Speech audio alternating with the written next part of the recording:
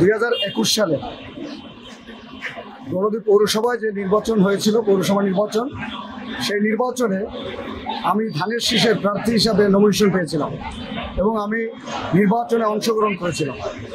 সেই নির্বাচনে ব্যাপক কারচুপি এবং অনিয়ম, দুর্নীতি, ব্রিটিশ সরকারের আমলে যা হওয়া ঠিক তাই হয়েছিল। সেদিন আমার যত এজেন্ট ছিল, সকাল 11টার মধ্যে এজেন্টদেরকে বের করে দিয়ে তারপরে তারা নিজেদের মতো করে ইচ্ছা মতো ভোট পিটিয়ে ব্যালট বাক্স ভরে রেখেছে। সেই ভোটের মাধ্যমে তারা তখনকার সময় শেখ হাসিনার দোসর এবং খুনি হাসিনার দোসর বা গণদীতে দানব খ্যাত হারিসুর রহমান হারিসকে মেয়র ঘোষণা করা হয়েছিল। তখন ব্রিটিশ সরকারের অধীনে ছিল আইন এবং আদালত। তখন আমরা সুবিচার পাই নাই। এই ঈদে জামা জুতো অ্যাক্সেসরিজের ডিসকাউন্ট,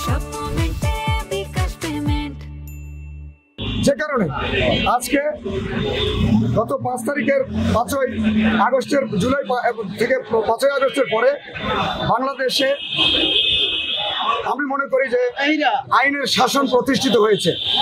যেহেতু আইনের শাসন প্রতিষ্ঠিত হয়েছে, সেই কারণে আমি কোর্টের দ্বারস্থ হয়েছি এবং তখন আমি কোর্টে আসতে পারি না।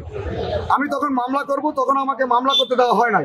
বিভিন্নভাবে আমাকে ভয়ভীতি দেখিয়ে এমনকি আমাকে মৃত্যুর হুমকি পর্যন্ত দেওয়া হয়েছিল, যে কারণে আমি ওই সময় আমি মামলা করতে পারি নাই। আজকে আমি মামলা করতে আসছি, আমি মামলা ফাইল করেছি।